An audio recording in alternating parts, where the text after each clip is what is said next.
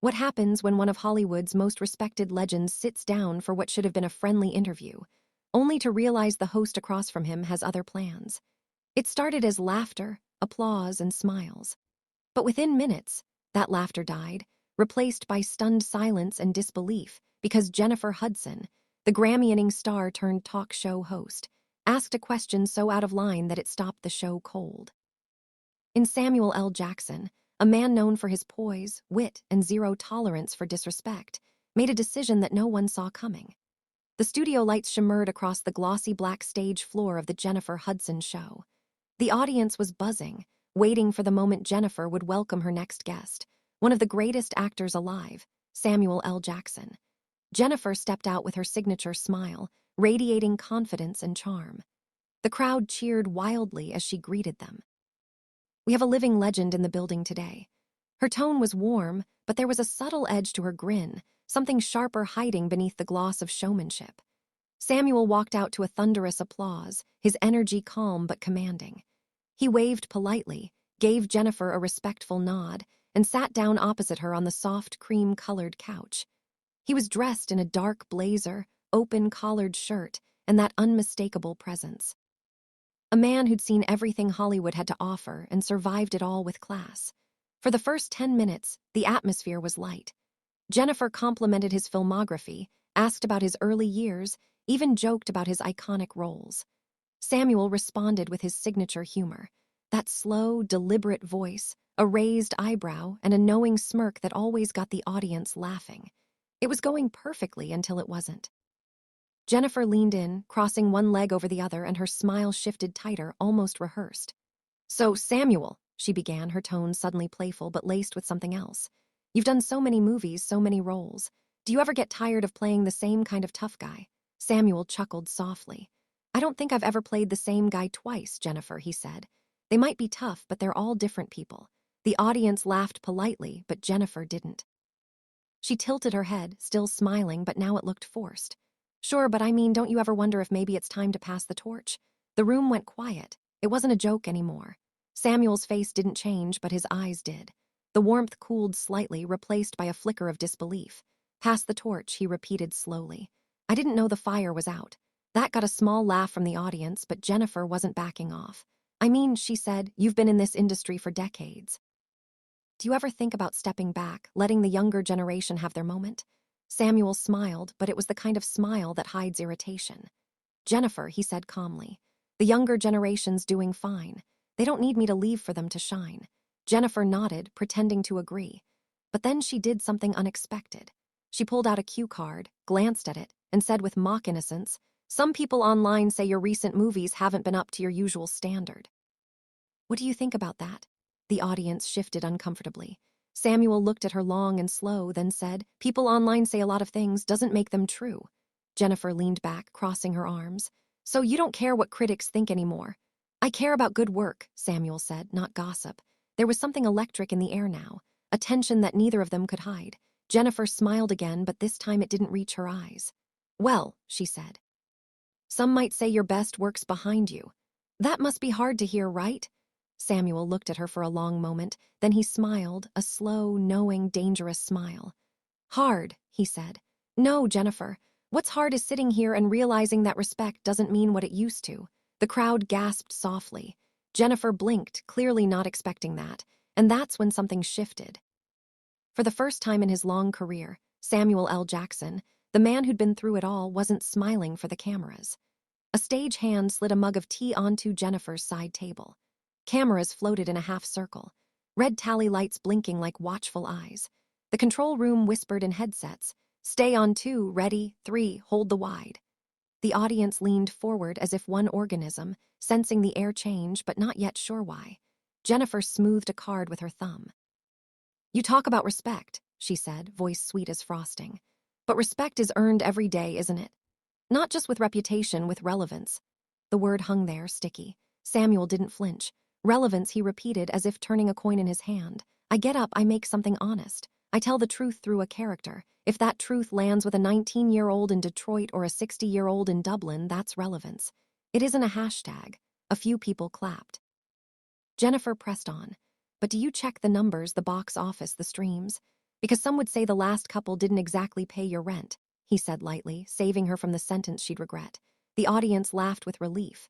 I check the call sheet, Jennifer. Who's on set? Who's learning? Who's counting on me to show up on time and know my lines? Numbers take care of themselves when the work is right.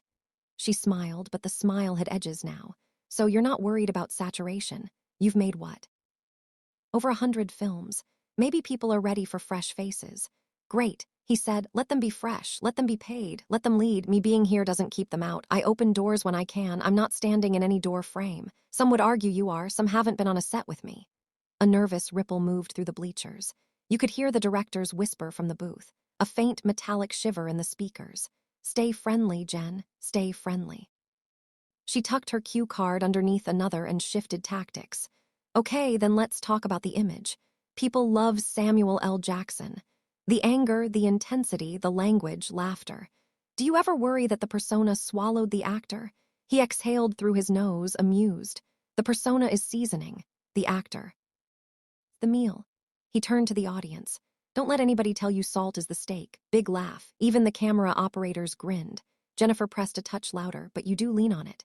The catchphrases, the shouting, is that because subtlety isn't selling? The laugh died. Samuel's head tilted, not offended, assessing. You asked if subtlety sells.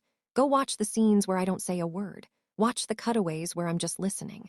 You'll see a man working, not a meme performing. Another ripple of applause. Stronger this time. Jennifer's jaw tightened. Listening is important, she said, so listen to this. A lot of people feel actors your age should use their status to elevate the next generation. Isn't clinging to the spotlight a little ungenerous? He offered selfish. She finished softly, almost tenderly, which made it land harder. Samuel let the silence sit. He looked past her toward the rafters, as if searching for a softer light to stand in.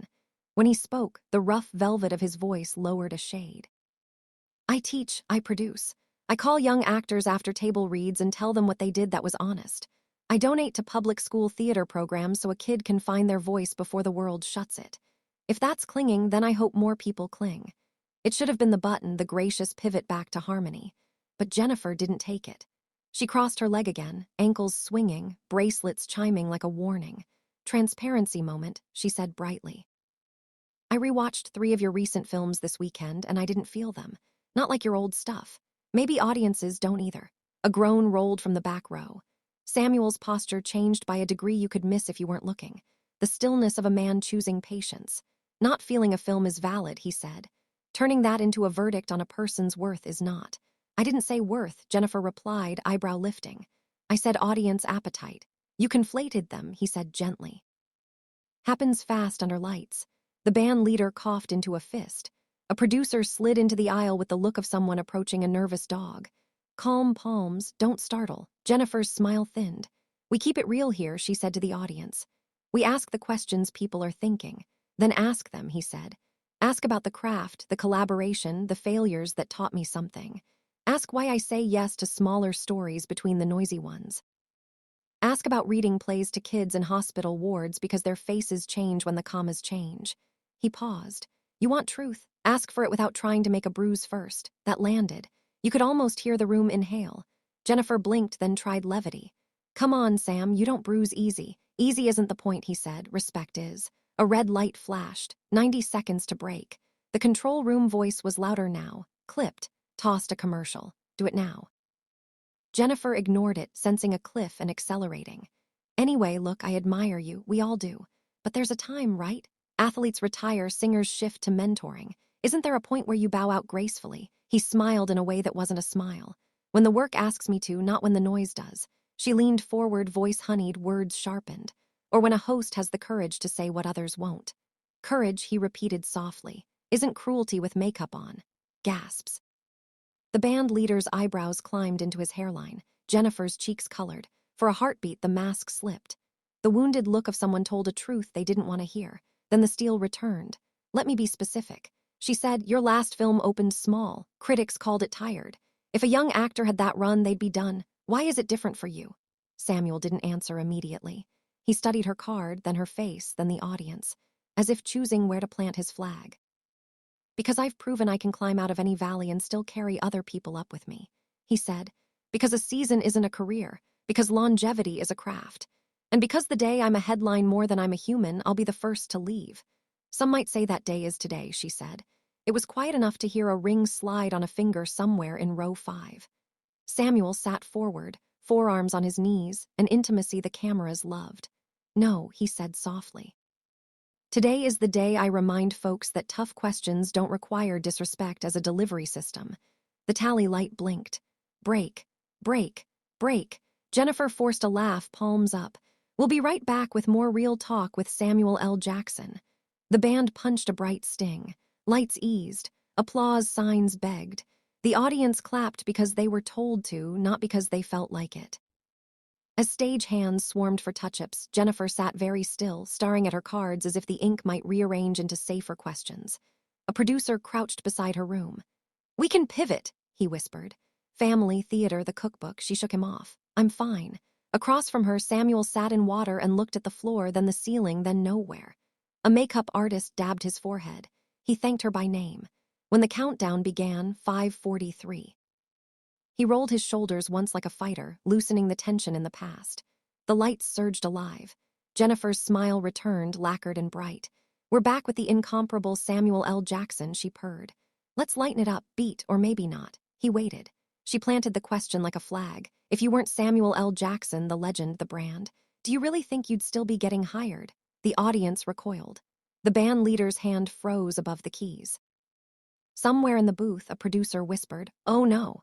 Samuel's eyes lifted to hers. Clear, steady, immeasurably tired of the game. He didn't raise his voice. He didn't reach for a joke. He simply touched the base of his lapel microphone with 2 fingers as if testing how firmly it was clipped. And for the first time, the audience realized this wasn't just friction.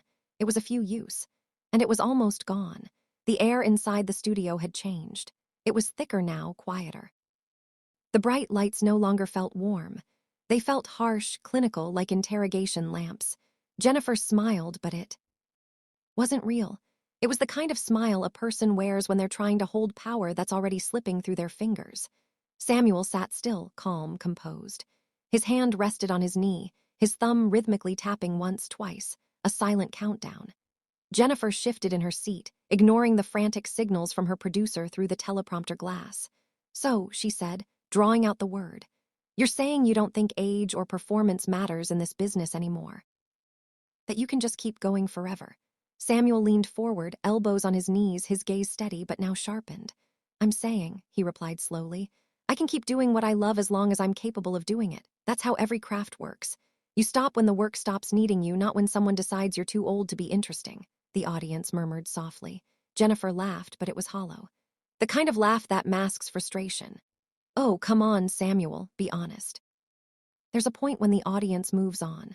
That's just reality." He nodded slightly. "Sure, people move on, but respect doesn't have an expiration date." That line hit hard. The audience clapped instinctively, but the applause wasn't enthusiastic, that it was nervous, supportive. Jennifer's eyes flickered, and she waved a hand as if to brush it off. "You've been in this industry a long time," she said, her tone lighter, though the undercurrent remained sharp. "Maybe it's just difficult to see your own decline." The room went silent. Even the camera operators looked up from their monitors. Jennifer realized too late what she just said. Her face froze for a split second before she forced another smile. Samuel's expression didn't change. No visible anger, no sharp reaction, just a stillness that was somehow louder than shouting. "Decline," he repeated. Interesting choice of word. Jennifer tried to recover. "I didn't mean that personally. I just meant you did," Samuel interrupted quietly. His tone wasn't aggressive. It was precise, surgical. "You meant it exactly the way it sounded. That's why it hit the way it did." The audience stayed silent. No one dared to clap or laugh. The tension was so thick you could hear the faint hum of the studio lights overhead. Jennifer crossed her arms, defensive now. "Well, I'm just doing my job. People want to hear the tough questions." "Tough questions are fine," Samuel said evenly. "Disrespect is not." Jennifer blinked, her confidence faltering. "I wasn't disrespecting you." Samuel tilted his head slightly, almost pitying. "You don't have to raise your voice to be disrespectful, Jennifer. Sometimes it's in the tone. Sometimes it's in the way you smile when you're trying to make someone small." The audience gasped softly. Jennifer's face re-ended. Her composure cracked. "You're overreacting. You've been in Hollywood too long. You can't take a little honesty." That was it. That was the moment the mask came off. Samuel leaned back, then looked directly at her, his voice calm but powerful. the kind of calm that made people sit up straighter. I've been in Hollywood long enough to recognize when a host mistakes cruelty for honesty. A few people in the crowd started clapping slowly at first, then louder. The sound filled the studio like a rising wave. Jennifer tried to speak over it, but her voice was drowned out. She looked around, eyes darting toward the control room glass, searching for rescue. "Cut to commercial," someone whispered over the PA, but the director hesitated. It was too late. The cameras were locked on them, the moment too raw to break. Jennifer forced a smile, desperate to regain control. "We're just having a conversation here," she said quickly.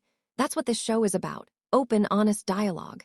Samuel gave a slow nod. "Dialogue requires two people actually listening. You stopped listening when you started rehearsing your insults." This time, the audience erupted. Loud applause, a few cheers. Jennifer's face stiffened. She pressed her cards flat against her thigh, her knuckles white. "All right," she said tightly. "Maybe we should move on." "No," Samuel said. "Let's not. Let's stay right here since you wanted real conversation. You wanted honesty. Here it is." The studio fell completely silent again. The crew froze. Even the teleprompter feed stopped scrolling. Samuel leaned forward, eyes locked on Jennifer. "You invite people to your show, ask them to be open, to share their truth, but what you really want is a headline. You don't listen to understand. You listen to clip something for social media." Jennifer's lips parted, but no words came. Samuel continued, "You talk about empowerment, about building people up, but you're tearing them down for applause. That's not empowerment. That's exploitation."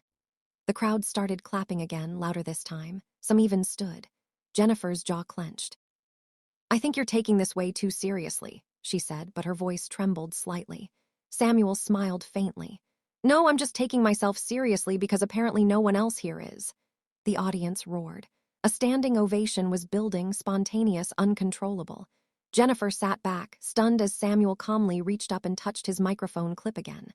The sound engineer's voice came over the comms, panicked. "He's taking it off. Hey, don't cut the feed. Don't cut." Jennifer tried to speak over the noise. "Samuel, wait. We still have," but he was already standing. The crowd quieted again, watching in disbelief as he adjusted his blazer and buttoned the top button. "Jennifer," he said quietly. "I came here out of respect. I thought this would be a conversation, not an ambush." Jennifer looked up at him, her eyes wide but defiant. "It's not an ambush. You're being dramatic." Samuel gave a small, tired smile. "You call it dramatic, I call it dignity." And with that, he removed the microphone completely and placed it gently on the arm of his chair.